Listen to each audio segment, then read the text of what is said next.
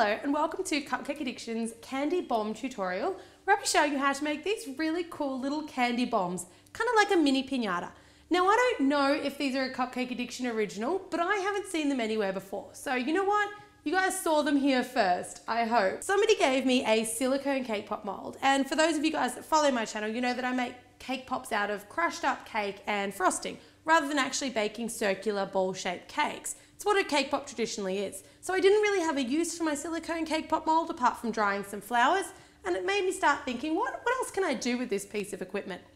Tools and equipment for today's tutorial: I've got a Ziploc bag, I've got a pair of scissors, I've got my silicone cake pop mold, and you will need a silicone one for this one rather than a metal one. I've got some melted dark chocolate, some mini M&Ms, and a couple of spoons. Really simple tutorial, this one. So the first thing that we're going to do is we're going to take out silicone molds. Because they're silicone, you don't need to prepare them. So I'm just going to use my spoon. I'm just going to spoon in just a little bit, kind of about 1/4 teaspoon or about 1/2 teaspoon or so of chocolate. And you're going to do 2 layers of this, so don't be tempted to put too much chocolate in on the first round. I'm not going to do the whole tray today. I can just make 1 or 2 and you'll have the general idea. So once you've spooned in all of your chocolate, use the back of that same spoon and just drag the chocolate up the sides. Try not to go too far over the sides, and it's okay if you can see a little bit of that red silicone through at the bottom and on the sides. You really want to try and make the walls of that as thick as you can, and this is why we're going to give it a couple of coats. Any little bits around the edges, just use your finger to wipe them off so we can keep really nice little clean edges around the edges of our little candy bombs. Off to the fridge and we'll bring them back when they're set.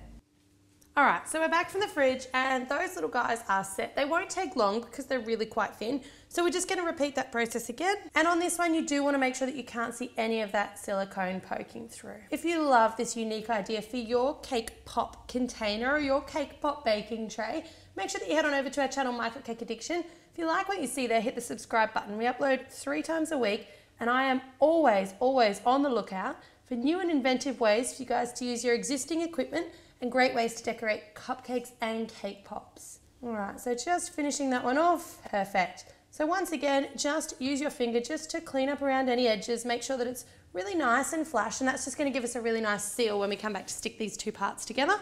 They're going to go back into the fridge.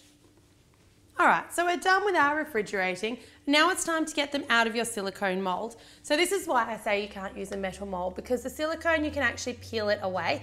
And just watch them, because they sort of come away from the sides quite easily and then they tend to pop out.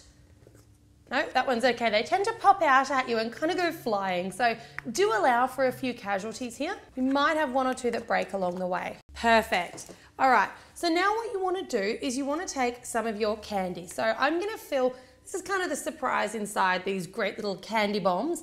I'm going to fill 1/2 with mini M&Ms and just 1/2. And don't go too crazy, just sort of fill it up to about the middle. And if you overfill these, you can't hear that really satisfying little kind of sprinkle of candy that happens as you shake them. There we go. Now, you want to take your Ziploc bag. We want to prepare this now before we go too much further. And we're just going to fill it up with some of that chocolate. I'm using dark chocolate, but you can go with any colour you like, depending on the theme and the occasion. And I'm just showing you a simple decoration, but I think that these have limitless possibilities when it comes to decorating and what you can actually do with them. So as always, we squeeze the air out of the bag, push the chocolate all down to one corner and seal it up. And then I'm just going to cut just a nice little corner off the end, just a little corner, just fashion it into a little bit of a piping bag. As always, make sure that you know where your corner goes. All right, so now you want to take your other half, and sit it on top. So I'm meeting those 2 little edges up, and just watch, I've got one little tiny, just a little bit of chocolate overhanging a little bit there. So you just want to break off any little additional bits, but you should have a really nice little seal sort of meeting up there, or not a seal yet.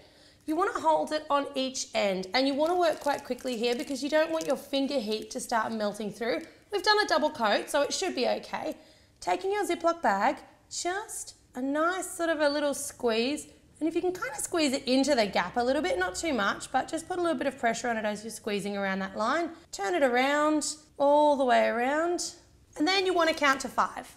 So 1, 2, 3, 4, 5. Perfect. Now that's just going to give it time just to start getting a little bit tacky. Now just take your finger, and just wipe around the sides. Perfect. You can sit that down and we can let that one completely set, and then it's time to decorate. All right, now similar to cake pops, there really is no shortage of ways that you can decorate these. So I'm just going to show you a really simple decoration technique today that's a little bit, I guess, typical of a piñata type treat.